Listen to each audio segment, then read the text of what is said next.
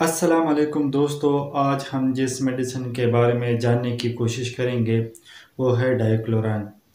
डायक्लोरान के अंदर जो फार्मूला है वो है डाइक्लोफेनिक सोडियम। डायक्लोरान के अंदर जो डाइक्लोफेनिक सोडियम है वो 75 mg यानी 75 मिलीग्राम होता है। डायक्लोरान का ताल्लुक भी एनसेड के साथ है, यानी ये दर्द के लिए और बुखार के लिए आप इस्तेमाल कर सकते हैं। अब बात करते हैं कि डायक्लोरान हम कौन कौन सी बीमारी में इस्तेमाल कर सकते हैं। डायक्लोरान हम बुखार में इस्तेमाल कर सकते हैं और दूसरी बात है कि दर्द में इस्तेमाल कर सकते हैं, बैक पेन में इस्तेमाल कर सकते हैं और स्टमक अल्सर में पेन हो रहा हो तो इस्तेमाल कर सकता है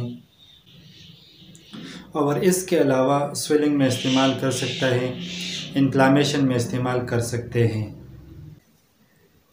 अगर किसी की जिस्म के ऊपर दाने निकलते हैं और साथ में ख़ारिश होती है तो इसके लिए ये मुफीद दवा है। ऑपरेशन से पहले और ऑपरेशन के बाद जो पेन है उसके लिए भी डायक्लोरान मुफीद दवा है।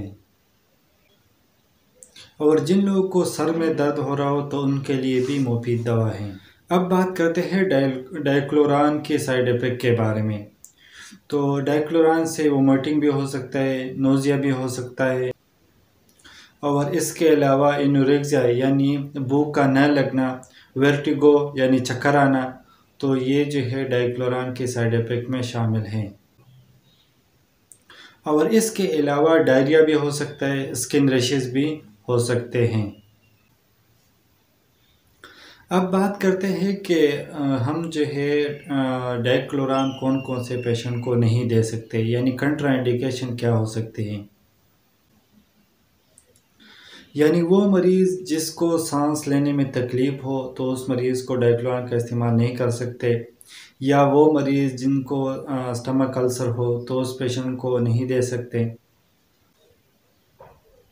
या वो मरीज़ जिनको डायक्लोरान खाने से कोई एलर्जी हो तो उस मरीज़ को हम डायक्लोरान नहीं दे सकते, या वो मरीज़ जिनको हेमोरॉइड्स यानी बवासीर की कोई बीमारी हो तो उसको डायक्लोरान का इस्तेमाल नहीं कर सकते। उम्मीद करता हूँ कि आपको हमारी वीडियो पसंद आई होगी, तो लाइक और कमेंट ज़रूर करना। Thank you.